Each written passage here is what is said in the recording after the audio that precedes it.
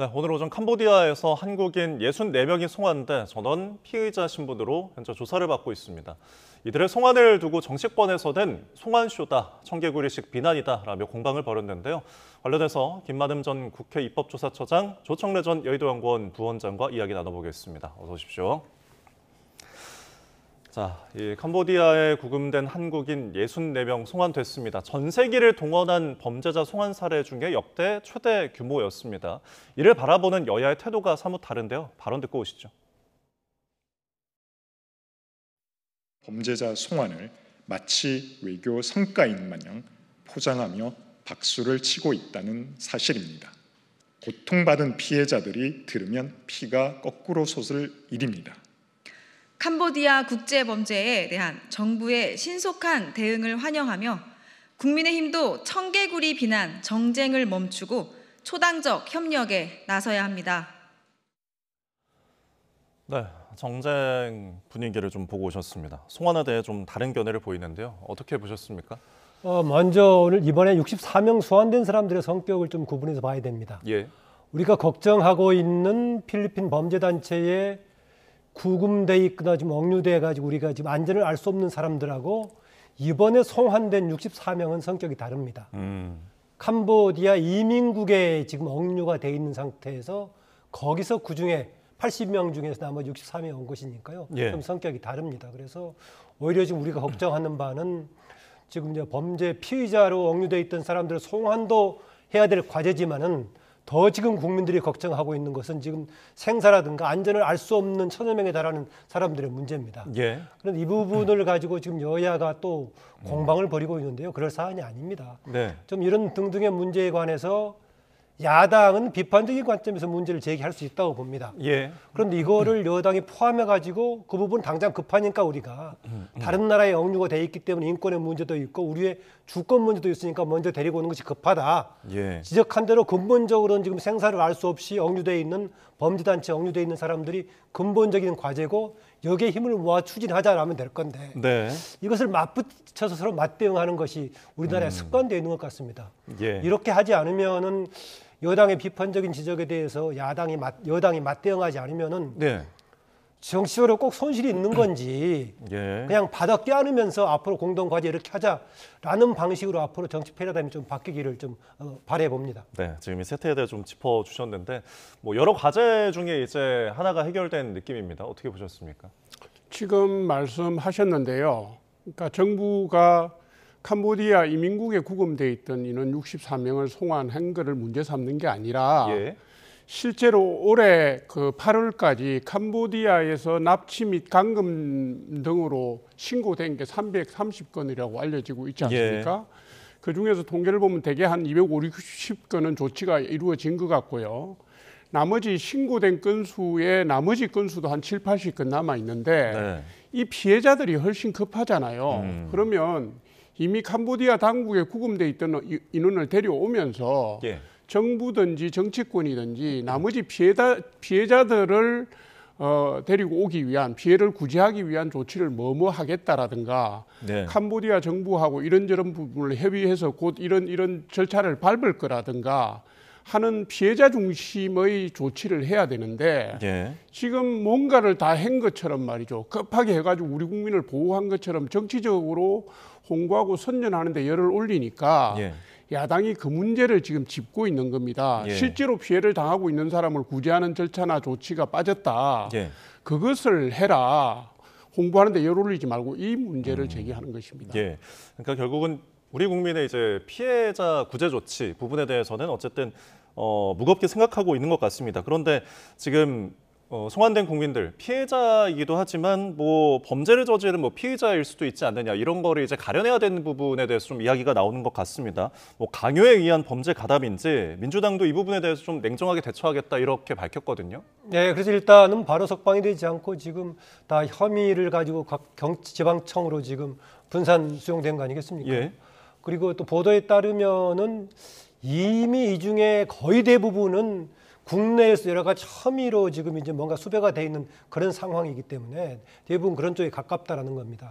아시겠지만 이런 쪽에 가서 지금 이제 캄보디아에서 범죄 집단의 연루가 되게 되는 것이 애초에 대포 통장 등등이라든가 다른 방식의 이미 범죄 혐의가 있는 상태로 갔을 수도 있고 예. 또 어떤 경우는 취업 고수익을 받는 아르바이트 형식으로 갔다가 거기서 범죄 집단에 연루되어 있는 좀 경로가 다양한 케이스를 있을 수 있을 겁니다. 네. 이것을 이후에 이제 국내에서 가려야 될 것인데 어쨌든 간에 이번에 온 사람들은 상당히 혐의를 낳는 피의자들이 좀 많은 것처럼 네. 경찰 쪽에서 발표는 그렇게 했습니다. 문제는 이후에 오는 사람들은 성격이 다양하기 때문에 예. 지금 이제 범죄 집단에 억류가 돼 있거나 구금돼 있는 사람들은 본인의 의사하고 상관없이 가 있는 사람들이 많으니까 예. 애초에 다른 목적으로 갔다가 뭔가 고수익에 대한 미끼 던져서 갔다가 범죄에 연루가 된다든가 다양한 경로가 있어서 이후에는 뭔가 좀 성격 분석이 필요할 겁니다. 네, 성격 분석은 계속해서 이루어져야 될 것 같습니다. 자, 그런데 이번에 송환된 한국인들은 일부에 불과하고요. 이보다 더 많은 인원들이 있을 거라고 합니다. 관련 발언 듣고 이야기 나눠보겠습니다. 한국인이 거기에 일하고 있는 숫자도 상당한 규모라고 알려져 있습니다. 정확한 숫자는 잘 알 수 없지만 대체로 우리 국내 관련 기관에서는 1,000명 남짓이라고들 보고 있습니다. 이 1,000여 명 가운데 얼마나 많은 사람이 이제 납치가 됐거나 감금한 채 일을 할 수 있는지 지금 이거를 알 수가 없습니다. 그래서 이 피해자를 송환하는 작전이 필요하다. 계속해서 지금 지적을 하고 비판할 수밖에 없는 거죠. 지금 요번에 그 가서 송환하는 거는 시아누크빌이라는 도시를 중심으로 이루어졌잖아요. 예. 지금 위성락 안보실장이 스캠 산업에 캄보디아 스캠 산업에 대략 20만 명의 다국적 인력이 동원되고 있고 추정키로 우리 한국 사람이 1,000명 정도 되는 걸로 들었다. 뭐 이런 얘기를 했어요. 네. 제가 자료를 뒤져 보니까 국제적인 NGO 단체들, 인터내셔널 앰네스티 같은 데서는 네.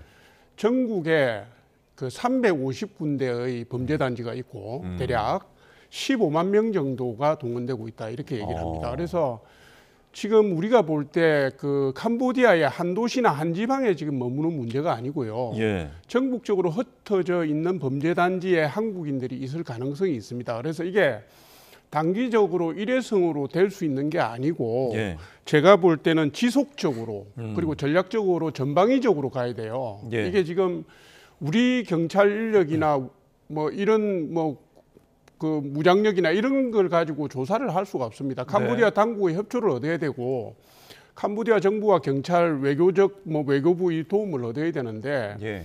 이거를 지금 국내에서 문제가 됐다고 해서 일시적으로 하고 뒤로 빠지면 피해를 받고 있는 우리 국민들을 방치하는 결과를 낳기 때문에요. 네.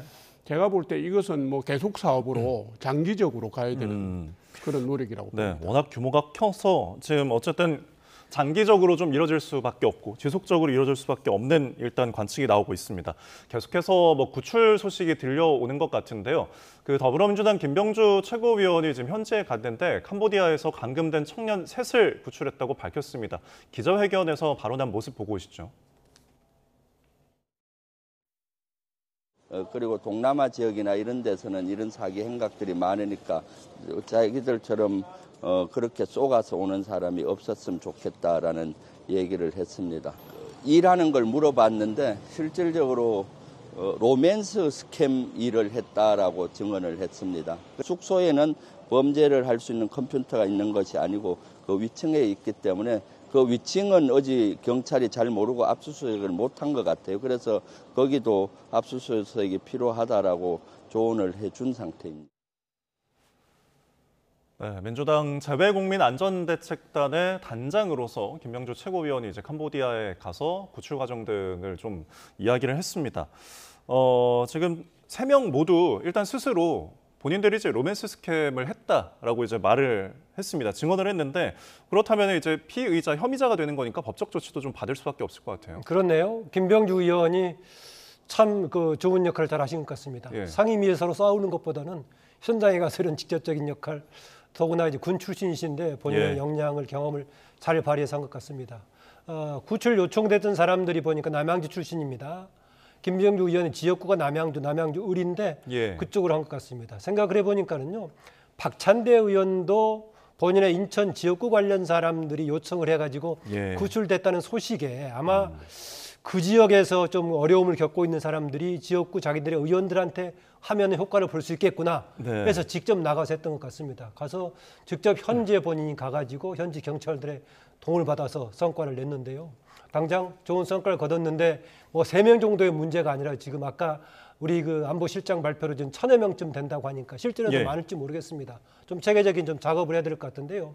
현재로서는 캄보디아 현지와 협력하는 지금 공동 TF에는 우리에서 4명 정도를 파견하는 수준이니까 이거 가지고 감당도 안 되죠. 그래서 앞으로 얼마나 체계적으로 더 많이 해야 될지 많은 과제가 남아 있습니다. 예.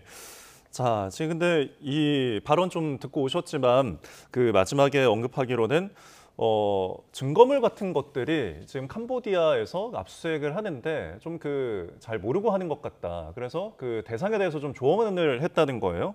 그러니까 현지 경찰, 캄보디아 경찰의 대응도 좀 석연치 않은 부분이 좀 있는 것 같고, 뭐 지금 앞서서 이제 협조가 굉장히 필요할 것 같다. 근데 이 공조랄지 이런 부분이 좀 잘 이루어질까요?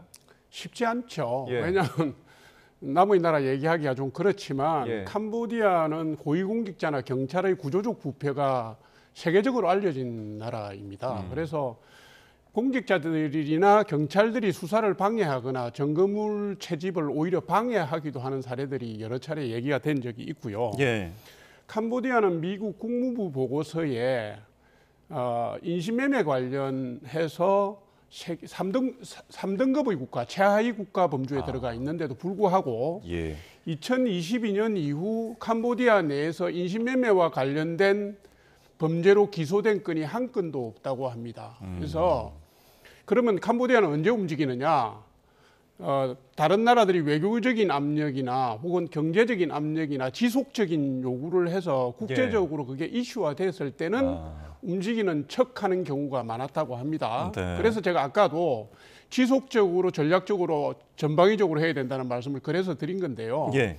이번에도 뭐 우리가 지금 뭐 외교부 2차관이 가고 국회의원이 가고 경찰들이 가고 이러니까 예. 하는 척 했습니다. 죄송하지만 지금 이러고 빠지고 나오면요. 예. 또 원래로 돌아갈 수가 있고요.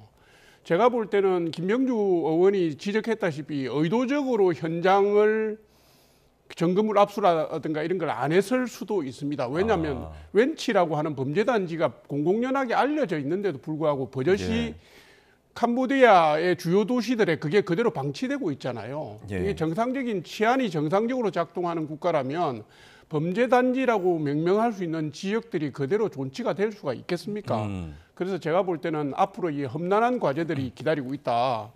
정부 입장에서 쓸 수 있는 모든 동원할 수 있는 모든 수단을 동원해야 된다 이렇게 봅니다. 예. 모든 뭐 수단을 지적했다시피 뭐 동원해야 다른 나라 된다. 얘기이기 때문에 함부로 말하기가 참 쉽지는 않습니다만은 그 이 관련 범죄 집단의 가장 우두머리라고 할 수 있는 사람이 뭐 그쪽의 초은이라든가 최고위직하고 평상시에 어울리고 있을 정도 수준이기 때문에 네. 거기에서도 나머지 상황을 아마 우리가 미루어 짐작할 수가 있을 겁니다. 예, 뭐 총리가 이제 연루됐다 이런 설이 나오고 있는 부분에 대해서 좀 언급해 주신 것 같습니다.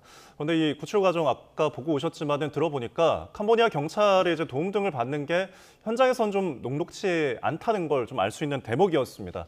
그래서 양국의 공조가 좀 필요해 보이는데 한국인 송환을 위해서 캄보디아에 다녀온 정부 합동 대응팀의 이야기 듣고 오시죠.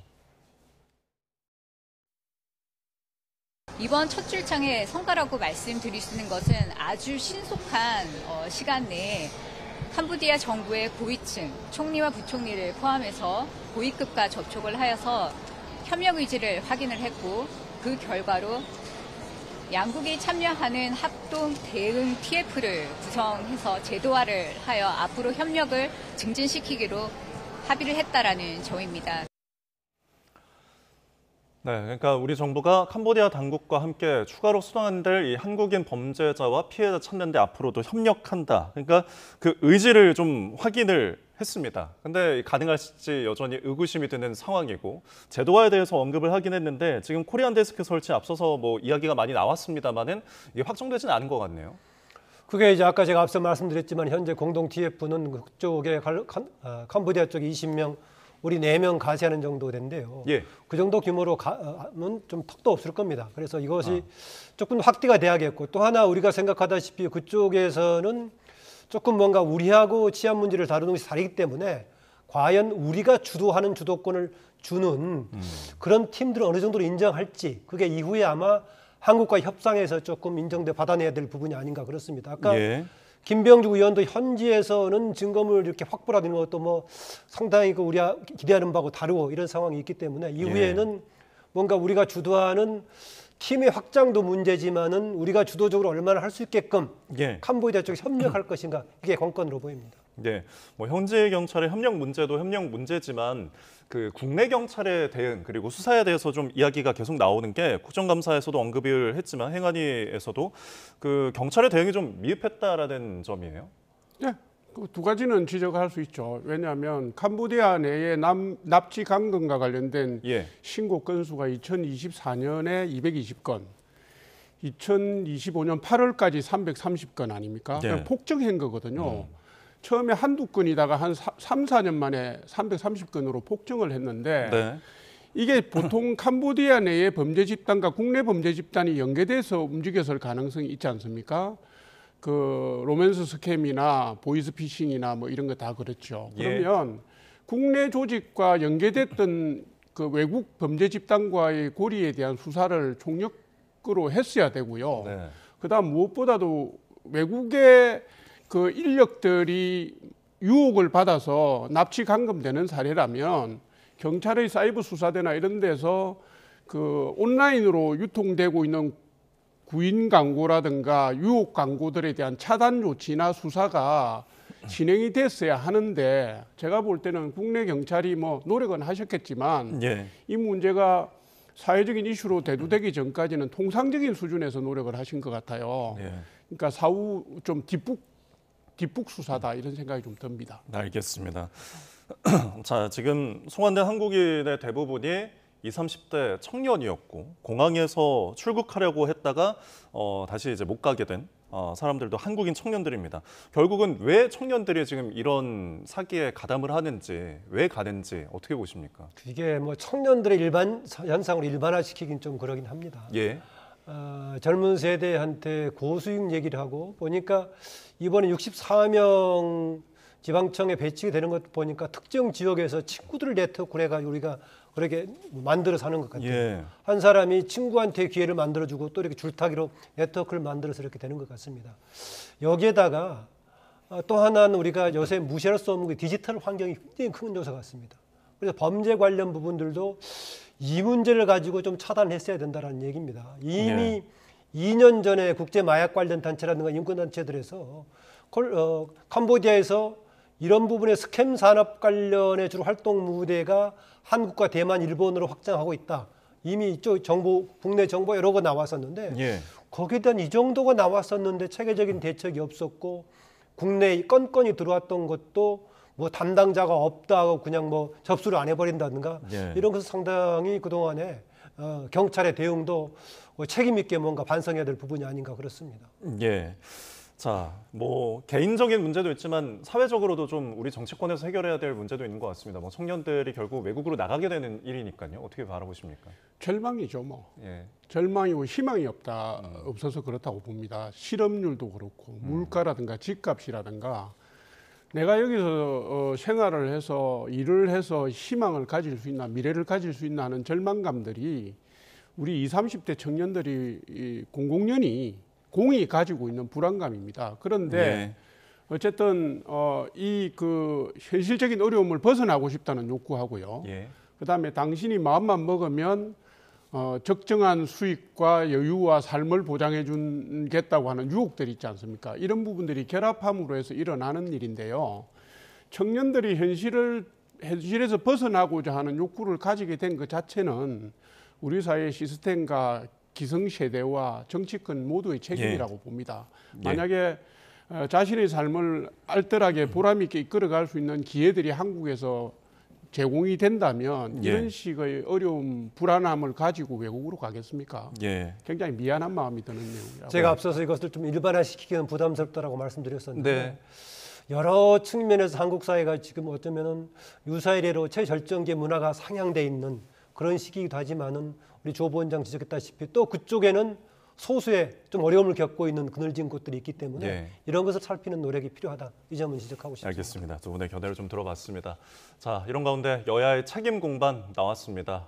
공방도 굉장히 뜨거운데 민주당은 전임 윤석열 정부를, 국민의힘은 캄보디아 대사의 공석을 지적했습니다. 여야의 입장 들어보고 오시죠. 그래서 캄보디아 ODA를 지원하면서 국민의 재해동포의 생명과 안전에 직결된 주재관 요청은 거절했습니다. 우리 국민들의 생명과 안전을 각자 알아서 해결하라라고 방치하는 것과 동일합니다. 네, 결국은 이제 전임 정부가 좀 책임이 있다, 인력을 줄인 탓이다. 근데 국민의힘에서는 캄보디아 한국 대사가 지금 없는 부분, 이 공석인 부분이 역시 문제다. 이 대통령을 겨냥하기도 했습니다. 여러 가지가 걸려 있습니다. 당장 전임 정부에서 외사국 폐지했던 것은 상당히 반성적으로 지켜볼 부분입니다. 물론 그때 외사국을 폐지했던 명분 중에 하나가 이미 다문화 시대가 됐기 때문에 국내에 거주하는 과거에 외사에 해당됐던 사안들도 예. 일반 국민들과 같이 처리를 하기 때문에 국제협력관실 차원으로 좀 줄여서 얘기했던 것 같습니다. 그런데 이렇게 다른 한편으로는 디지털 시대가 돼가지고 우리 나라를 넘어서는 범죄가 국제화 되는 상황이기 때문에 그 부분은 다시 한번 재고할 필요가 있다는 생각이고요. 예. 그리고 지금 대사가 아직도 없는 상황에 대해서 이제 지적을 했던 부분 같은데 네. 그것은 조금 집권 여당에서도 조금 책임 있게 봐야 될 부분입니다. 물론 항변할 수 있습니다. 예. 왜냐하면 과거의 경우는 인수위 기간에 상당히 길게 준비해 가지고 바로 출범하자마자 본인들이 원하는 방향으로 공직을 교체를 할 수가 있었는데 그 기간이 되지 못하고 있다 보니까 공석이 좀 길어진 것 같습니다. 그런데요, 이게 아마 전문직 중심으로 했다면은 이 기간 동안에도 충분히 충원이 가능했을 겁니다.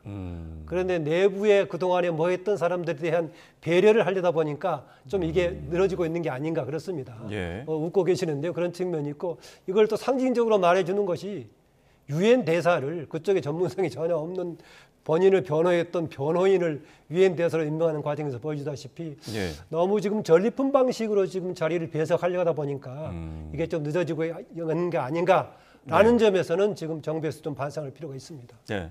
여야의 책임 공방 어떻게 보셨습니까? 일단 그 양분남 의원인가요? 예. ODA 문제, 공적개발 원조 문제를 문제 삼았는데 그건 지금 한국쯤 되는 나라가 국제사회에 공헌하는 방식입니다. 그리고 ODA를 줄일 수 있는 방식도 없어요. 차관 베이스로 차관 기반으로 제공되는 금액이기 때문에 일방적으로 빼거나 넣거나 할 수는 없습니다. 예.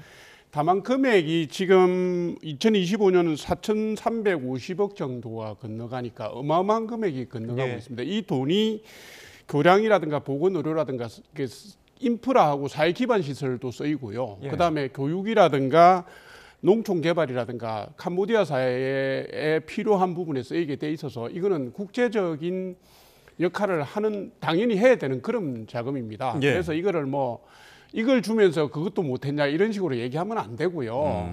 ODA를 제공하는 문제하고 이 사건하고를 연결시킬 내용은 저는 아니라고 봅니다. 예. 다만 이제 예산 관리의 적정성 부분, 엄밀성 부분은 뭐 정부 차원에서 해야 되겠죠. 제가 네. 볼 때는 그런 것이고요. 대사를 임명하는 거는 캄보디아 같은 경우는 굉장히 치명적인 겁니다. 왜냐하면 캄보디아 사회가 권력이 매우 집중된 권위주의적 사회이기 때문에 그 권력 네트워크에 직접 연결될 수 있는 현지 우리나라를 대리하는 외교관이 있어야 됩니다. 그러면 이런 사건이 벌어졌을 때도 총리실이라든가 뭐 경찰이라든가 정부라든가 한 라인을 동원할 수 있을 거 아닙니까? 대사가 없는 상태에서 대사 대리가 그걸 할 수가 있겠습니까? 그래서 뭐 이재명 정부가 그걸 의도하고 한 건 아니겠지만 공교롭게도 대사 임명이 늦어지다 보니까 이 이슈와 결합되면서 오히려 문제점이 커진 거라고 보는 것이고요. 예. 빨리 임명을 해서 보내는 게 좋겠다 이렇게 봅니다. 예. ODA 관련 이런 점이 네. 있긴 합니다. 아마 동남아 메콩강 주변 지역 중에서 그동안에는 우리나라가 새로운 활력 있는 나라로서 베트남에 대한 기대가 컸다면 이후에 새롭게 뭔가 해볼 만한 나라가 캄보디아였습니다. 네. 아다시피 문재인 정부 시기 때도 신남방 정책 해가지고 아주 주목을 받았던 지역이고요. 예. 그래서 상당수로 ODA 규모가 공적 개발 원조가 굉장히 비중 있게 올라가는 상황이었습니다. 예. 그런데 지난해에서 올해 사이에 너무 급격하게 증가가 됐고 더구나 국내에서 지금 통일교 관련 김건희 여사 문제가 연루되어 있는 부분도 있습니다.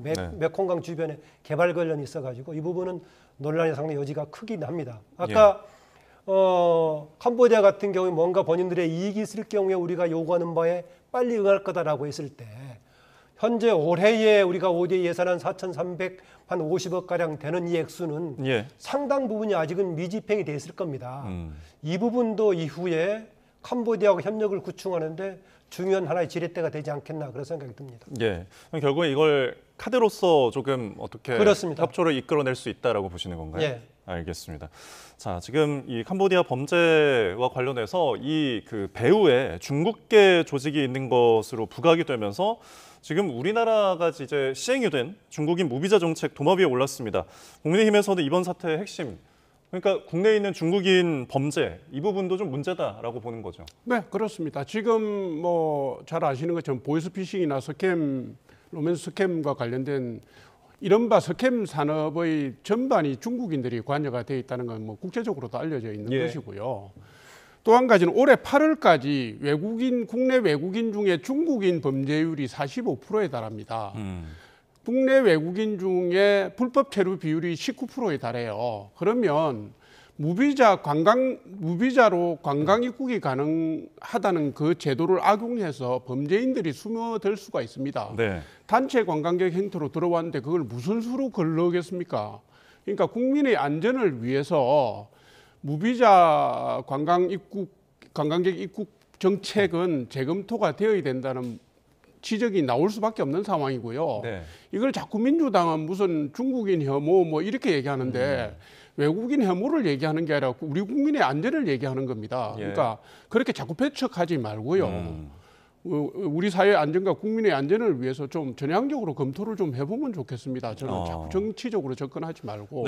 동남아의 범죄 조직에 중국인들 연루 가능성은 국제적으로도 많이 나오고 있습니다. 되게 분석적으로는 중국이 상당한 기간 전부터 이른바 1대1로라고 했던 여러 지역 다국적으로 좀 기반 시설을 확충했던 거 있지 않습니까?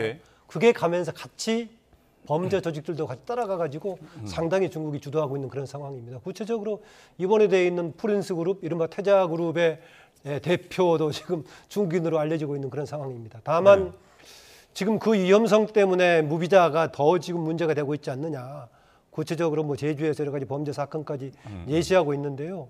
이런 문제가 어렵기는 합니다. 현재 하고 있는 것은 상호주의 원칙에 따라서 중국에서 뭐 말까지 1년 뒤까지 뭐 무비자를 같이 하고 있기 때문에 우리도 같이 할 수밖에 없는 거 아니냐 이런 얘기가 나와 있어서 우리가 일방적으로 통제하기가 과연 쉬울까 이런 문제 어려운 점이 있고요. 또 하나 비자 문제는 비자 자체의 상호주의도 있지만은 외교 전략도 같이 포함되어 있는 부분입니다. 상당히 중국의 비자 문제는 미중 양쪽 외교에서 균형적인 관점에서 뭔가 채택해야 할 부분도 있기 때문에 이대로 둬서는 안 된다는 문제의식은 분명히 있지만은 상호주의의 한계 또 외교 전략 차원에서 어떻게 해야 될지 고민스러운 지점이 있긴 합니다. 그러니까 범죄는 범죄고 지금 미중 갈등 속에서 비자와 관련된 문제는 이제 외교적인 또 부분이기 때문에 좀 따로 봐야 된다 이렇게 보십니까? 뭔가 과제는 과제인데 어려운 해답입니다, 정말이에요. 알겠습니다. 이 부분이 이제 구체적으로 하자면은 지금 3인 이상 국내에 들어올 때 면제하는 거 아니겠습니까?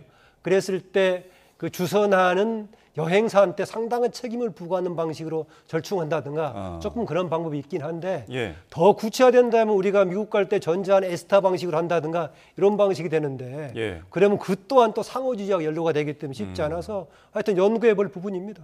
앞으로도 조금 더 과제들은 있는 것 같습니다. 근데 지금 정치권 일각에서 캄보디아의 군사적 조치를 좀 검토를 해야 된다 이런 주장이 있는데 대통령실에서는 좀 선을 그었습니다. 이게 경찰이 가는 것과 군이 가는 것 조금 어떻게 바라보십니까?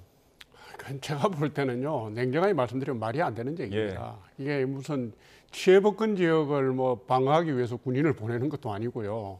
남은 나라 영토에 범죄 혐의 때문에 남은 나라 영토에 군대를 파견한다는 것은 일종의 뭐 전쟁 행위를 촉발할 수 있는 것이거든요. 제가 볼 때는 그런 문제는 아니고요.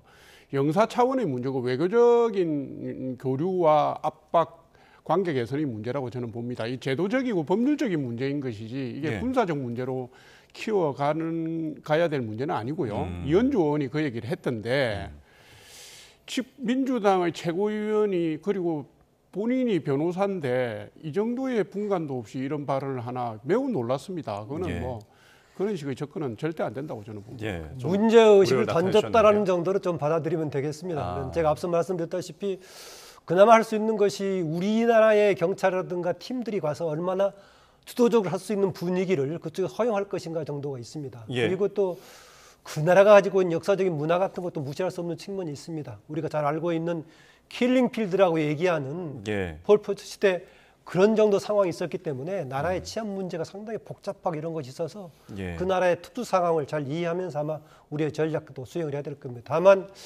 이게 지금 한편으로는 장기적인 과제지만은 예.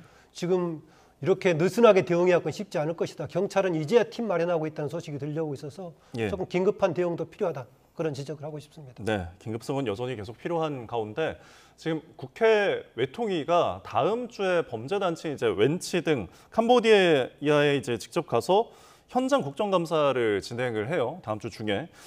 지금 정부나 수사당국이 감지하지 못한 것을 좀 점검하겠다. 실효성에 대해서 두 분께 좀 여쭙겠습니다. 네, 말씀해 말은 주시죠. 국정감사라고 하지만 국정감사는 아니죠. 왜냐하면 국정감사는 국정 전반에 관해서 이제 감사를 하는 건데요. 그랬을 때 밖에 나가서 했을 때는 우리의 대사라관이라든가 공사 등을 대상으로 하는 건데 현재 대사도 없는 상태 아니겠습니까? 예. 그래서 표현은 국정감사팀, 외통위 팀이 간다고 하지만은 내용상으로는 현지 상황 시찰 가는 걸로 좀 봐야 되겠고, 기왕 간 김에 국가를 대표하는 국회의원들이 가서 우리가 뭔가 우리의 입장에서 우리 지금 억류되어 있는 구금되어 있는 뭔가 안전을 알 수 없는 우리 국민들을 구출하고 송환하는 여러 가지 과정에서 좀 협력을 받을 수 있는 그런 분위기를 조성하는 정도에 기여하는 그런 정도의 역할이다라고 보면 되겠습니다. 네, 분위기 조성 필요성을 언급해 주셨고 지금 외통위원장이 국민의힘 김석계 의원이잖아요. 지금 뭐 다 현장으로 달려가서 대한민국이 지금 심각하게 바라보고 있다는 것을 좀 알려야 된다라는 입장이에요. 그렇죠. 정치적인 활동이라고 보시면 되고요. 보통 이제